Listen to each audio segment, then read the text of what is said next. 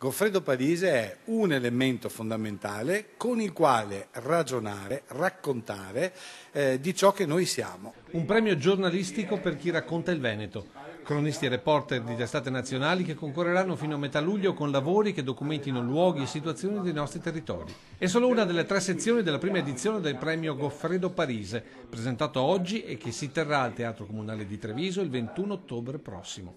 A decidere i lavori, in parte già giunti alla segreteria da tutta Italia, una giuria di altissimo livello. Di forti appeal, ci sono nomi prestigiosissimi, il professor Cesare Di Michelis, presidente della giuria, il presidente del Touring Club Italiano Franco Iseppi, Riccardo Iacona, Corrado Augias e Paolo Mieli. 3 le opere che risulteranno vincitrici, di carattere nazionale, una sezione audiovisiva e una su quotidiani e periodici, mentre la terza vincitrice potrà essere un lavoro video di carta stampata ma dedicato esclusivamente al Veneto. Se vogliamo che la gente al di fuori del Veneto ci ascolti, servono dei mediatori, degli ambasciatori che siano credibili. Noi li abbiamo scelti uno per uno col lanternino, attenzione, cambiando le regole del gioco. Il presidente è un veneto, un veneziano, Cesare De Michelis, quindi per la prima volta forse il Veneto vuol raccontarsi all'esterno usando il proprio dialetto e questa mi pare una grande innovazione.